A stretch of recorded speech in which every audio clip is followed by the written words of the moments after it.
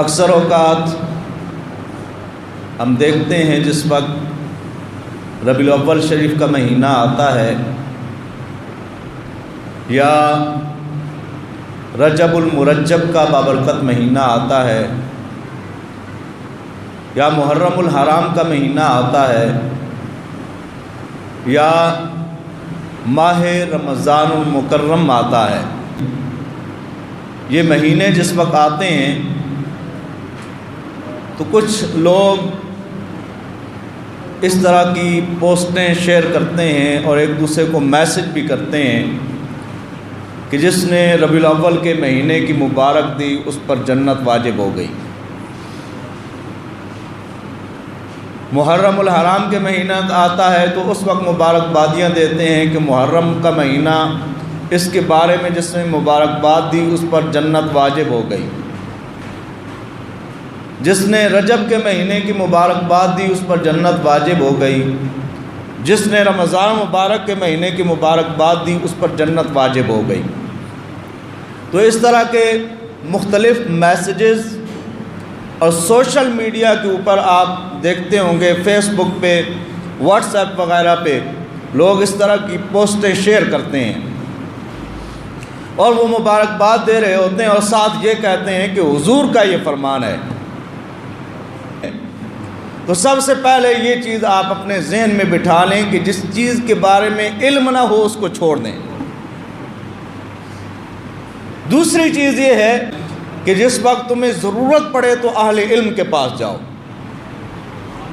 قرآن مجید فرقان حمید کے اندر اللہ رب العزت ارشاد فرماتا ہے فَاسْأَلُوا أَهْلَ الذِّكْرِ إِن كُنتُمْ لَا تَعْلَمُونَ، اگر تمہیں پتہ نہیں ہے تو پھر اہل علم کے پاس جایا کرو، ان سے جا کر پوچھا کرو۔ کسی چیز کے بارے میں علم اگر نہیں ہوتا تو اس کو پہلے کسی عالم دین سے پوچھ لیں، پوچھنے کے بعد پھر اس کو شیئر کریں۔ اگر ایک نبی پاک صلی اللہ تعالیٰ علیہ وبارک وسلم کا فرمان عالی شان نہ ہو اور ہم اس سے شیئر کر رہے ہوں کہ اس کے ساتھ جنت واجب ہو رہی ہے، تو پھر آئیں صحیح بخاری کے اندر نبی پاک صلی اللہ تعالیٰ علیہ وبارک وسلم کا فرمان عالی شان ہے۔ حضور علیہ السلام فرماتے ہیں من کذب علی متعمدا فلیتبوأ مقعدہ فی النار، او کما قال النبی صلی اللہ تعالیٰ علیہ وبارک وسلم۔ آقا علیہ السلام نے فرمایا جو بات میں نے نہیں کہی، من کذب علی متعمدا، کوئی آدمی جان بوجھ کر میرے اوپر اس جھوٹ کو، اس بہتان کو میری طرف منسوب کرے کہ یہ بات حضور نے کہی ہے، حضور فرماتے ہیں میں نے وہ کہی نہیں لیکن وہ میری طرف منسوب کر رہا ہے، تو فَلْيَتَبَوَّأْ مَقْعَدَهُ فِي النَّارِ، آقا علیہ السلام فرماتے ہیں ایسا آدمی اپنا ٹھکانہ دوزخ میں بنا لے۔ تو ایک حدیث ہے نہیں،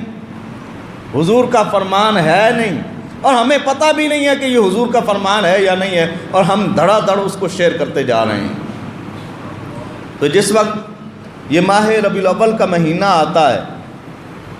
یا محرم الحرام کا مہینہ آتا ہے